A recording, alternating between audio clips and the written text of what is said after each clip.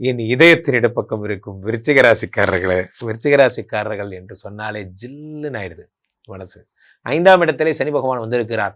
சனி கொடுத்தால் எவர் தடுப்பார்? சனி 5ஆம் இடத்துக்கு வந்திருக்கார். The mass. நான் ஜெயிப்பேன் எனக்கு தெரியும், ஆனால் நான் ஜெயிக்கணும்னா நீ வேணும். வா கிளாஸ் அப்படிங்கிற மாதிரி அந்த படத்தில் நயன்தாரா சொல்கிற மாதிரி தான் சனி பகவானை பார்த்து நீங்கள் சொல்ல போகிறீங்க, நான் ஜெயிப்பேன்னு எனக்கு தெரியும், ஆனால் நான் ஜெயிக்கணும்னா நீ வேணும் அப்படிங்கிற மாதிரி சனியே ஃப்ரெண்ட் ஆக்கிட்டு சுற்றுற ஆட்கள் நீங்களாம். ஏன்னா 5ஆம் இடத்துல சனி பகவான் வந்திருக்கார்.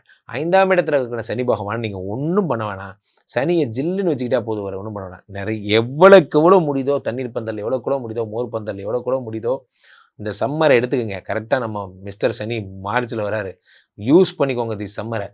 ஏப்ரல் மே எங்கே பார்த்தாலும் நீங்கள் மக்களுக்கு அன்னதானங்கள் மாதிரி தண்ணீர் தானம் எவ்வளோக்குள்ளோ. அது என்ன, குருவினுடைய வீட்டில் இருப்பதால் 5ஆம் இடம் என்பது புத்திரஸ்தானம் என்பதால் பெரும்பாலும் பிள்ளை கல்விகள் இதுக்கெல்லாம் உதவி செய்யுங்க. ஏதேனும் ஆதரவற்ற குழந்தைகள் இருந்தால் தேடி உதவுங்கள். ஆதரவற்ற வாத்தியார் யாராவது இருந்தார், பழைய காலத்து வாத்தியார், அவர் ஹெச்எம்மாக இருந்தார், ஒரு காலத்தில் நல்லா இருந்தார், இப்போ உடம்பு சரியில்லாமல் இருக்கார், அந்த வாத்தியாருக்கு உதவி பண்ணுங்கள். வாத்தியாருக்கு உதவி பண்ணுறது வாத்தியார்னா நான் ஸ்கூல் டீச்சர், உங்களுடைய காலேஜ் டீச்சர், லெக்சரர், அவருக்கு ஏதாவது வஸ்திரம் எடுத்து கொடுத்து அவர் வணங்குறது சிறப்பு.